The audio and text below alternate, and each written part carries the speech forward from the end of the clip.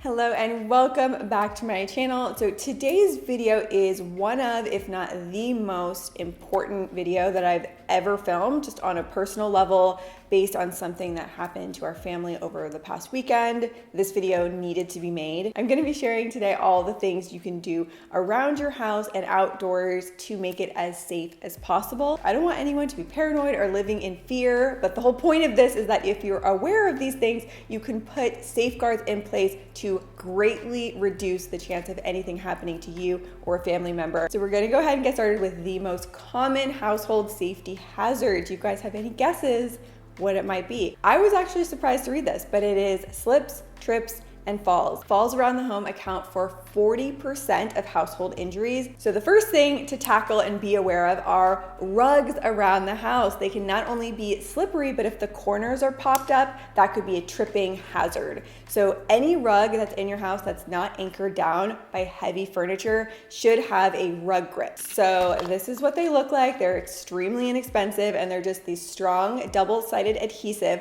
One side goes on the rug, the other side goes on the floor, so it will stay in place. The corners aren't popped up and just makes them that much safer. So make sure you have these on all the rugs in your house. Next, let's talk about stairs. For me and having two young kids, this scares me the most. Like, I'm always so worried about the stairs. So first and foremost, if you do have kids, you need your safety gates at the top and bottom of your stairs. Second is making sure there's no clutter on your stairs. I know it's very common to put things on the stairs to remember to bring up or down, but that could be very dangerous and a tripping hazard. And then just make sure your stairs are well lit. If you don't have a dedicated light on your stairwell, like we don't actually, so we have these motion sensor lights on the stairs. So as you're walking up and down, it will automatically light up. The next most common cause of falls around the house are due to loose cords hanging around. So I would just do a once over around your house and make sure there are no rogue cords that somebody could trip over. And if there are, you want to get these cord wrappers so you could just wrap any excess cord. Another very common cause of slips and falls is in the shower and tub. So it is a must that you have a grip at the bottom of your tub. And with your rug grips, don't forget to put those on the rugs and bath mats in your bathroom as well. The next common cause of falls in the home that maybe is not on your radar is falling from windows. There is usually a screen, but that's not strong enough to hold a child's weight if they decide to lean against it. So what you want to do is have these window stoppers, and that just prevents the window from being opened high enough that a child could fall out of it. And last thing, if you do have kids in the house, we now have a rule of no running in the house. Most of the injuries that have happened in this house with my son Carter, who's 4, have happened when he's been running. Next home safety hazard to be aware of are glass doors. Maybe this is on your radar, maybe not. So if you have any large glass doors, a very easy solution for this is to put some kind of a decal on it so that you can tell there is actually glass there. Or another solution is adding a screen, so just to add that layer of visibility. Next are burn hazards around the home. So first, just checking your water heater, and there's usually a little indicator on there where you can set the maximum water temperature in your house. But what that will do is it will make it such that the water can only get so hot even if you turn it up to the maximum amount. The next thing that we have is this little floating seal, and this is what I use when I give the kids baths to make sure that the temperature is appropriate. And he just floats in the water and will alert you. An alarm will go off if the water is too hot. Two other common burn hazards around the house are, of course, your stove. So what we do is we cook on the back burners, not the front burners, because Carter can reach the front burners with his hand. And another situation to be aware of just in the summertime is burns on hands and feet due to the very hot asphalt outside. Capri was crawling around in the shade recently and we were watching her, and she got over to a step and put her little hand on the step, and it was a stone step in the sun, and that burned the bottom of her little hands. Thankfully, we got to her really quick and it wasn't too bad. Now let's talk about fire hazards. And it just so happens that one of my girlfriend's husbands is a firefighter, and I saw them yesterday. So I kind of interviewed him about what he sees most commonly. And he said the number one is actually electrical fires in the house. And what can happen is that we use our outlets a lot and they can become loose. So the wiring in the back can get loose, and that can spark an electrical fire. So if you have any outlets in your house that are starting to get loose, definitely call in an electrician to get that looked at. Deep frying turkeys has become a trend, but he said those can actually be very dangerous and serious fire hazards, so just be aware of that. Candles, of course, you never want to leave unattended, and of course, leaving the stove on. And I have to say, this is an issue in our house, not naming names or pointing fingers, but a certain person in my household likes to always leave the stove on. Do you turn the burner off? Yeah, of course, I always turn it off.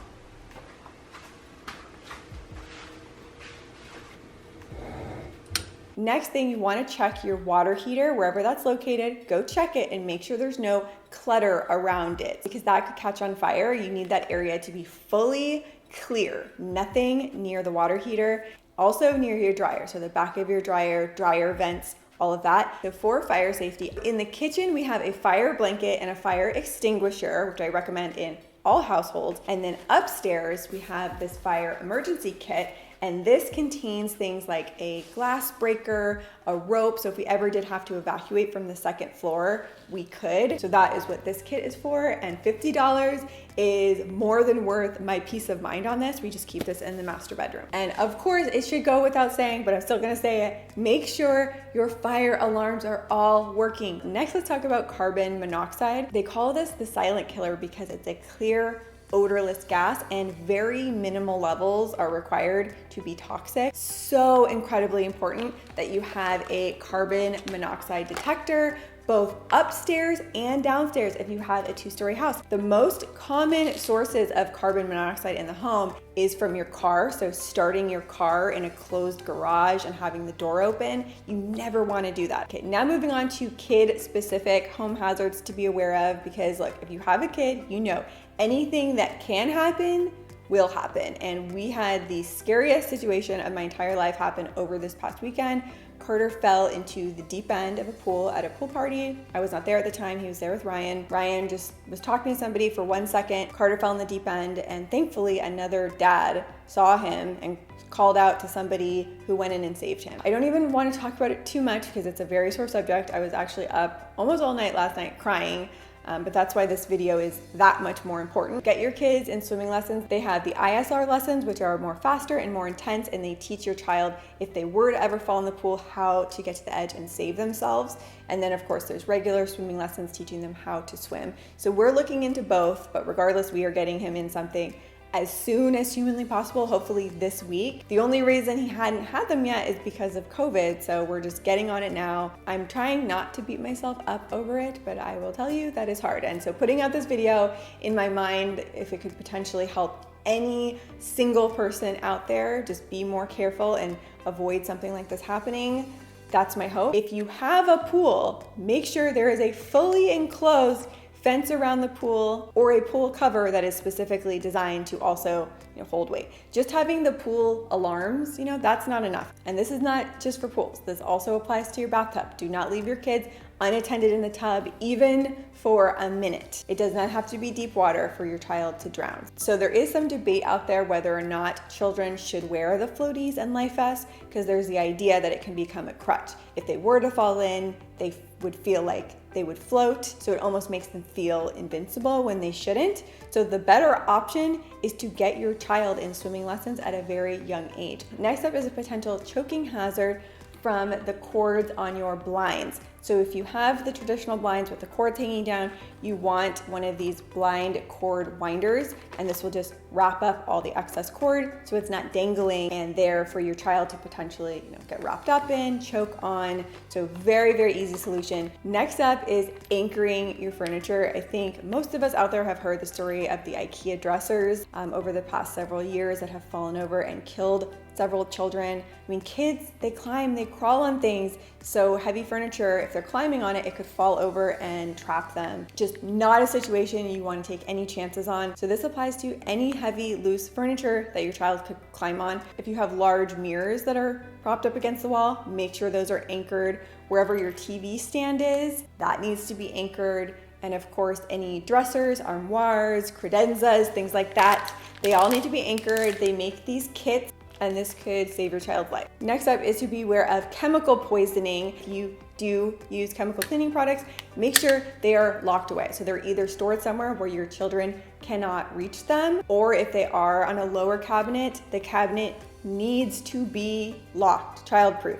So they have different ones out there. These are the new popular ones, but these don't require any drilling and they don't damage the paint on your cabinets, because I did have to remove some of them and the paint was just fine. They're adjustable in the middle, so you can size them based on the size of your cabinets. And there's just this little clip, you push it. So these now are some of the most popular just because they're easy to install and also easy to use and damage-free. The other type that I like is this guy, because again, it doesn't require any drilling and you just put it over the handles, lock it up. And last thing I'm going to touch on in today's video is choking and identifying choking hazards. I've actually trained Carter now how to identify choking hazards and pull them out of Capri's hand if she ever does get her hands on anything. Some of the most common choking hazard foods for children: grapes, popcorn, nuts, grape tomatoes. I'll put the full list here on the screen. If you have kids, you must know basic CPR. If you can't take a CPR class, which I do recommend that you do, we did before Carter was born, you can look up basic CPR techniques on YouTube. I'll actually put a link down below to a video. We took it one step further because this is a really big fear of Ryan's. So we bought this thing. It's called the Life Vac, and it's this special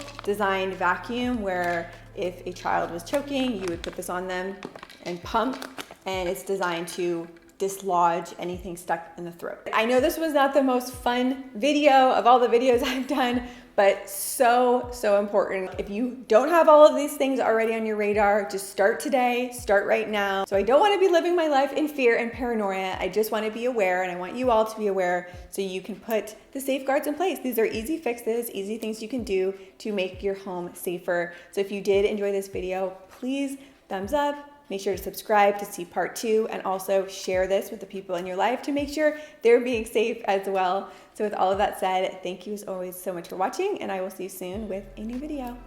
Bye.